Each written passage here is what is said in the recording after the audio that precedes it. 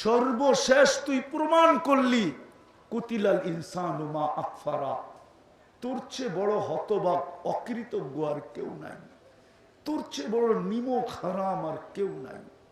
নাইলে তোকে আমি সাজায়া সৃষ্টির মাঝে প্রমাণ করলাম যে তোর চেয়ে সুন্দর কেউ নাই, তোর চেয়ে গঠনওয়ালা কেউ নাই, তোর চেয়ে বিবেকওয়ালা কেউ নাই, তোর চেয়ে বুদ্ধিওয়ালা কেউ নাই, তোর চেয়ে বিদ্যাওয়ালা কেউ নাই। এটা তো আমি প্রমাণ করলাম। তারপরও তোর কানে কেন ডেলি ধ্বনি দিতে হয়? কোরআন ধ্বনি দিতেছে, মা গর্রাকা বিরাব্বিকাল কারীম। তো সবচেয়ে বড় বিনোদনের জিনিস কি হবে জানেন জান্নাতে?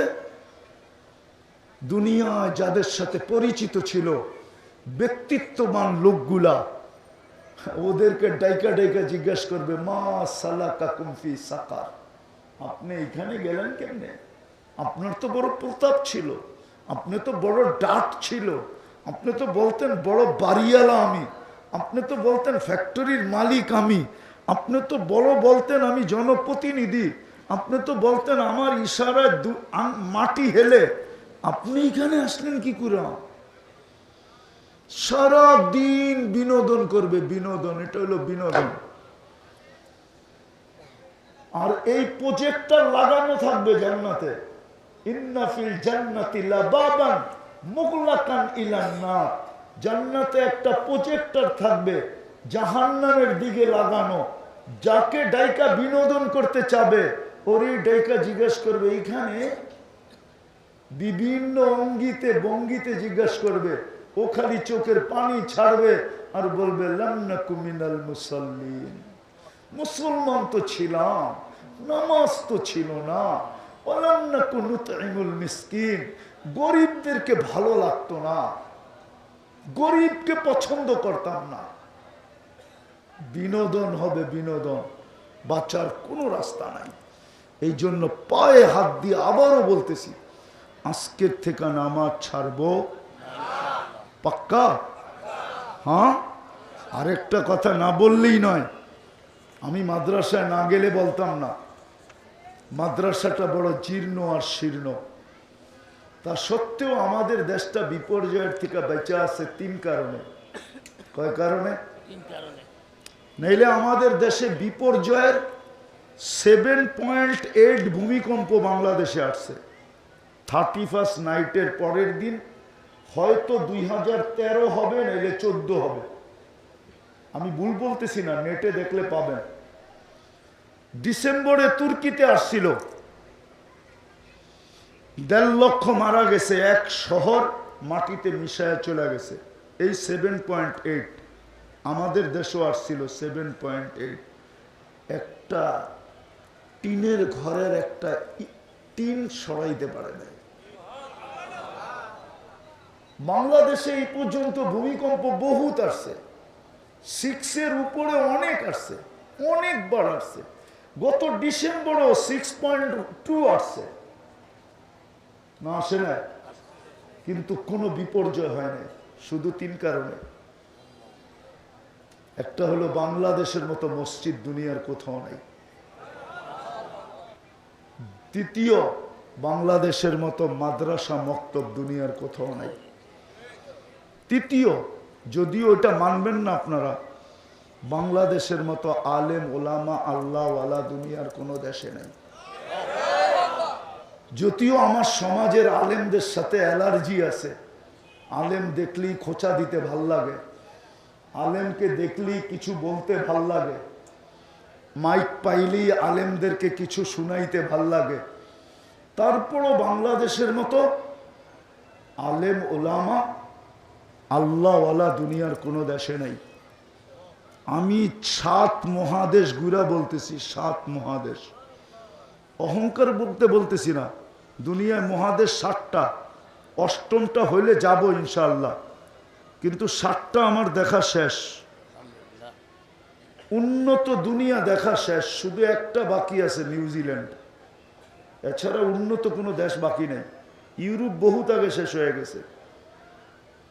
আমি দুনিয়া ঘুরে বলতেছি, এই 3 পরিবেশের কারণে আমাদের দেশ বিপর্যয়ের থেকে বেঁচে আছে। কসম খোদার, বিপর্যয়ের থেকে বেঁচে আছে আমাদের দেশে। কথা কিন্তু ওইখান থেকে আসবে, এইখান থেকে না। এইখান থেকে যে ভাববে যে কথা এইখান থেকে আসবে, সে বুলের জগতে আছে। কথা ওইখান থেকে আসে, ওইখান থেকে। এটার জন্য পরিবেশ লাগবে। ভিক্ষুক যদি ভিক্ষুকের ভঙ্গি না ধরে, তো কোনোদিন কেউ তাকে ভিক্ষা দিবে না। দিবে নাকি? দিবে? হ্যাঁ। তাহলে আমাদেরকেও যদি ওই ভঙ্গি না করি, তাহলে ওইখান থেকে কথা আসবে না, আপনাদেরও বুঝে আসবে না, আল্লাহর রহমতও হবে না। তো যেটা বুঝাইতেছিলাম কই জানি হারায়া গেলাম। যেটা বলতেছিলাম, আল্লাহর রহমত ব্যতীত এক কদম চলার ক্ষমতা আমরা রাখি না। এই জন্য ওলামা একমত হবে, আল্লাহ যদি রহমান আর দুনিয়া না হইতেন, আমরা যে বিসমিল্লাহর ভিতরে পড়ি না, বিসমিল্লাহির রহমানির রহিম, আগে রহমান পড়ি, এটা হলো রহমান আর দুনিয়া। দুনিয়ার ব্যাপারে যদি আল্লাহ রহমান না হইতো, তাহলে কাউকে এক শ্বাস নিতে দিতেন না। কি শ্বাস নেন, বিল দেন? হ্যাঁ, স্বাভাবিক শ্বাস নেওয়ার দাম কত জানেন? জানেন? জানেন না? চলেন আমি একটা বাংলাদেশের উপমা দিয়ে দেখাই। 2020-এ বাংলাদেশের এক শিল্পপতি মারা গেছেন, নাম বলবো না। বললে এমন কেউ নাই যে চিনবে না। উনি যখন ভেন্টিলেটরে ছিলেন, চায়না থেকে ডাক্তারের টিম আনা হয়েছিল। ডাক্তারের টিম কোত্থেকে? তো ডাক্তারের টিমকে উনি বলছিলেন যে আমাকে স্বাভাবিক শ্বাস নিতে দাও, কমাও কমাও। ওয়াজের ভিতরে ধ্যান লাগে, মনোযোগ লাগে, আর গানের ভিতরে আওয়াজ লাগে। ওইখানে মনোযোগের দরকার নেই। যত আওয়াজ দিবা তত যুবকরা তাফালিং করবে। আর ওয়াজের ভিতরে কি লাগে? আমার কথায় মনোযোগ লাগবে, কেন সুর নাই আমার কথায়। আর মাইক নিয়ে তেরিমেরি করলে উঠে চলে যাব। বেদা আওয়াজ কমাও, আমার ওয়াজ এমনি শুনবে। তো যেটা বুঝাইতেছিলাম, স্বাভাবিক শ্বাস নেওয়ার দাম কত? কেননা আমারও তো ভলিউম আছে না নাই? হ্যাঁ, আমাকে আল্লাহ স্পিকার দিছে না দেয় নাই? আমার স্পিকার যখন বাড়বে আর ও বাড়ায় দিবে, কিচ্ছু শোনা যাবে না, শুধু আওয়াজ শোনা যাবে। আমারটা আস্তে আস্তে বাড়বে।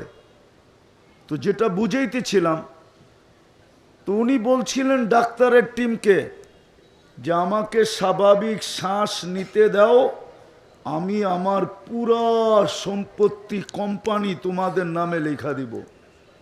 এখনো নেটে আছে, মিডিয়া আসছে, জিজ্ঞেস করেন, নাম বলবো না, অনেকে চিনা ফেলছে, মিডিয়া আসছে এটা। তো স্বাভাবিক শ্বাস নেওয়ার দাম হলো, যদিও এটা দাম না, দাম এর চেয়েও কোটি গুণ বেশি। কিন্তু উনি যেটা বলছে, আমার পুরা কোম্পানি লেখা দিব, তুমি আমাকে স্বাভাবিক শ্বাস নিতে দাও। আমরা স্বাভাবিক নিতেছি না? নিতেছি না? স্বাভাবিক শ্বাসের দাম দেখাইলাম। বাংলাদেশের প্রথম সারির কোম্পানির একজন,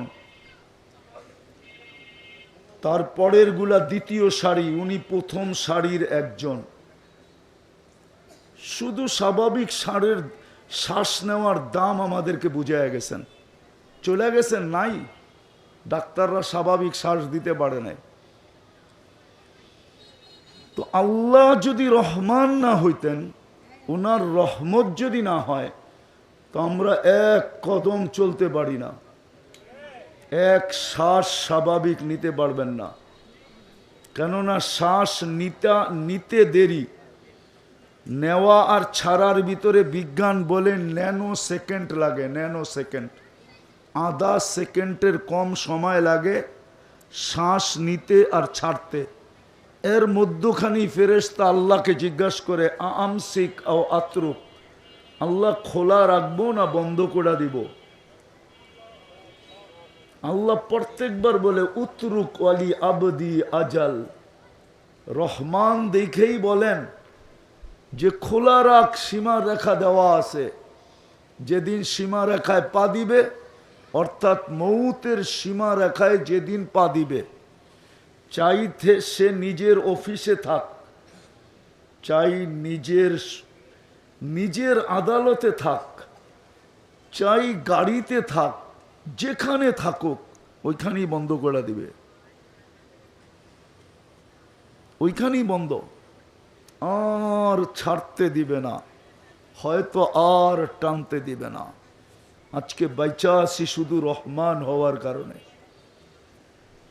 আল্লাহ রহমান আর দুনিয়া, সৃষ্টির ব্যাপারে আমাদের ব্যাপারে আল্লাহ রহমান, দয়ালু বিদায় বেঁচে আছি।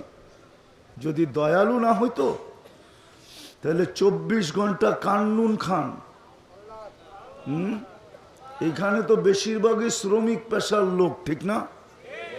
বেতন পাইলেই কয় টাকা পান? 20,000 30,000, মাইনা নিলাম 50,000 পান। কি সত্য তো? মাইনা নিলাম, ঠিক না? সত্য তো? ডেলি 36 বার কিডনি ডায়ালিসিস করেন আল্লাহ কুদরত দিয়া। 100 টাকা করে নিলে তো ডেলি 3600 টাকা কিডনির বাবদ চলে যেত। মাসে কত টাকা হইতো? ও যুবক একটু ভাবো না, ডেলি যদি 100 টাকা নিতেন কিডনিকে ডায়ালিসিস করার জন্য, 36 বার কিডনি ডেলি কুদরত দিয়া ডায়ালিসিস হয়। আমি না চাই না বলতেছি না, দুনিয়ার বিজ্ঞান বলতেছে, বিজ্ঞান একমত। ডেলি আমাদের কিডনি কুদরত দ্বারা 36 বার ডায়ালিসিস হয়। কত? 24 ঘন্টায় কয়বার? 45 মিনিটে একবার।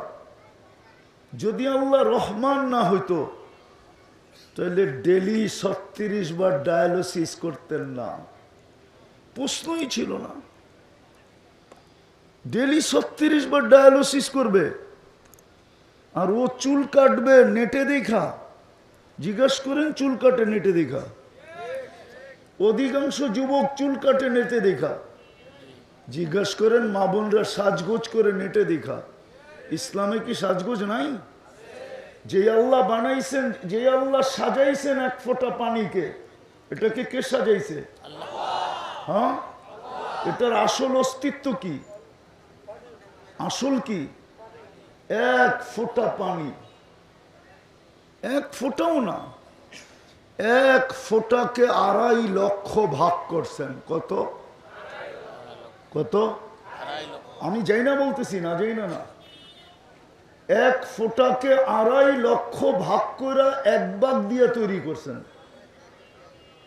নিশ্চয় অস্তিত্ব দিছেন। মার পেটের থেকে বাচ্চাটা যখন আসে কেমন আসে? নিশ্চয় অসহায় আসে। ওর মতো অসহায় দুনিয়ায় মুরগির বাচ্চাও আসে না। গরুর বাচ্চা তো জন্ম নিতে দেরি, 2, 4, 5 ঘন্টা পরে ছুটাছুটি করতে দেরি করে না। অথচ যেটা কুদরতি হাত দিয়ে তৈরি হলো, ও নিশ্চয় আসছে। গরুরটাকে সাজানোর দরকার নাই, ওটা যতটুক সাজায়া দিছে যথেষ্ট।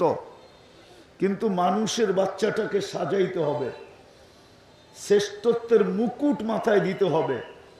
সৃষ্টি যেন মাইনা নেয় যে এটা সৃষ্টির সেরা।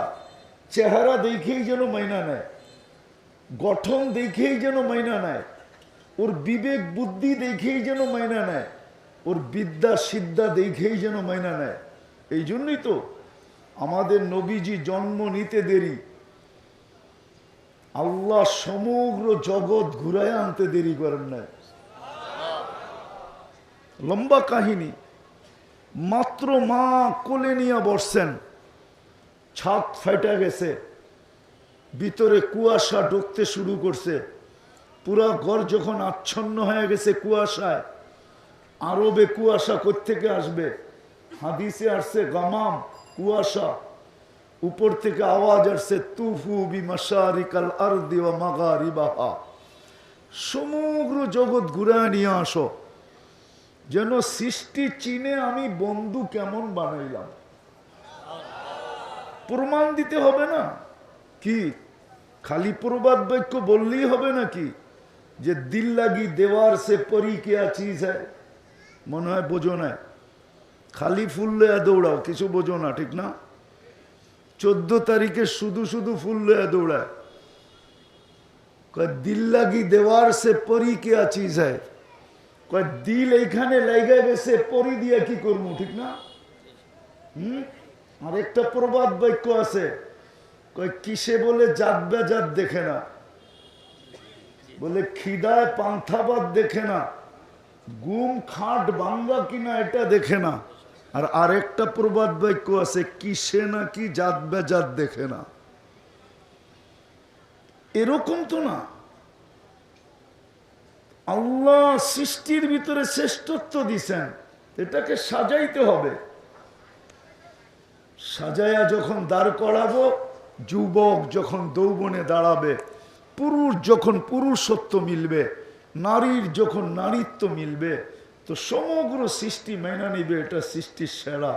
এর গঠন তো দেখো, এর চেহারা তো দেখো, এর রূপ তো দেখো, এর বিবেক তো দেখো, এর বুদ্ধি তো দেখো, এর শিক্ষা তো দেখো, এর দীক্ষা তো দেখো, এর চলা তো দেখো, এর ফিরা তো দেখো, এর রং তো দেখো, এর ঢং তো দেখো, সব কিছু দেখা সৃষ্টি মাইনা নিবে তোমাকে যে তুমি সৃষ্টির সেরা, তখন তোমাকে সেলুট দিবে। জমিন দিয়ে হাঁটলে জমিন সেলুট দিবে। হাদিসে আছে কিছু লোক জমিন দিয়ে হাঁটে আর জমিন বলে মাতা মাসি রুকাফি বাতনি, তুমি আমার পেটে কবে আসবে, আমি তোমাকে আপ্যায়ন করব, আপ্যায়ন। হ্যাঁ হ্যাঁ হ্যাঁ, হাদিসে আছে কিছু লোক জমিনে চলে, ফেরেশতা আল্লাহকে বলে আল্লাহ বন্ধুত্ব করতে চাই, আল্লাহ বলে করো, তো আইসা বন্ধুত্ব করে, বন্ধুত্ব কিন্তু শর্ত থাকে, কঠিন কাজগুলা তোমরা করে দিবে। আমার বন্ধু মানুষ, আমার বন্ধু, তোমরা আমার বন্ধুর সাথে বন্ধুত্ব করছো, বিদায় আমার বন্ধুর যেন কষ্ট না হয়, কঠিন কাজগুলা তোমরা করে দিবে, সহজ কাজটা একে দিয়া করাবে। 24 ঘন্টা তোমরা একে সুরক্ষিত করবে। তোরা বলে আল্লাহ শুধু দুনিয়ায় না আখেরাতেও, তা আল্লাহ বলে যতদিন চাও। কোরআন এটাই বুঝায়, নাহনু আউলিয়াউকুম ফিদ দুনিয়া ওয়া ফিল আখিরা, আমরা দুনিয়া তো তোমাদের বন্ধু ছিলাম, আখিরাত তো তোমাদের বন্ধু হব। তো আল্লাহ যদি রহমান না হইতেন, ওনার রহমত যদি আমাদের উপরে না হইতো, রহমান যদি না হইতেন, কসম খোদার এক শ্বাস নিতে পারতাম না। রহমান যদি না হইতেন, তাহলে 24 ঘন্টা নাফরমানি করা সত্ত্বেও বর্তমান সমাজ 24 ঘন্টা নাফরমানি করে। দেখা আসলাম আস্তে আস্তে, সারাদিনই দেখতে থাকি, চার দোকানে ভিড় জমায়া চা খাইতে থাকে আর টেলিভিশন দেখতে থাকে, না দেখে না? হ্যাঁ, ওয়াজে মানুষ বেশি না বাজারে বেশি? ওয়াজে বেশি না দোকানে বেশি? ওয়াজে বেশি না রোডে বেশি? তো রোডে বেশি কেন?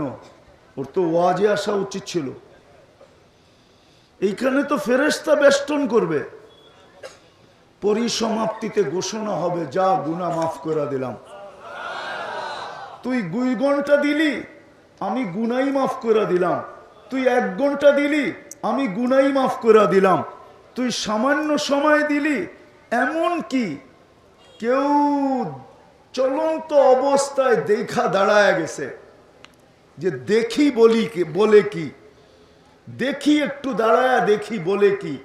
হাদিস তো এটাও বলে, হুম জালিসুন লা ইয়াশকা জুলাসাউহুম, এই মজমা ওই মজমা, এদের সাথে যে সংযুক্ত হবে তাকেও মাফ করে দেওয়া হবে। তো যেটা বুঝাইতেছিলাম, বড় মনোযোগ দিয়ে শুনবো, পরিবেশটা বিলকুল নিঝুম রাখবো, তাইলেই কিন্তু রহমত মিলবে, নইলে রহমত মিলবে না। জীবনটা কাটা যাবে, রহমতহীন কাটা যাবে, রহমতহীন। আজকে যেরকম আমাদের কিছুতে বরকত নাই, এই জন্য হাদিসে আছে, আমি একটা শব্দ বলতেছি, তুনজাউল বারকাতু মিন কাসবিহিম। একদিন আসবে, আল্লাহ মুসলমানকে বলছেন, উম্মতকে বলছেন, তোমাদের কামাইতে বরকত থাকবে না। দুইজনে মিলা কামাবে, তারপরও হায় হায় হায় হায় চলতে থাকবে। দুইজনে মিলা বোঝেন? মনে হয় বোঝেন না, ঠিক না? আচ্ছা নাই বললাম, দুইজনই বললাম, দুইজনে মিলা কি করবে? তারপরও কি থাকবে? হায় হায় থাকবে। কি কি? হায় হায়। কেন? বরকত নাই।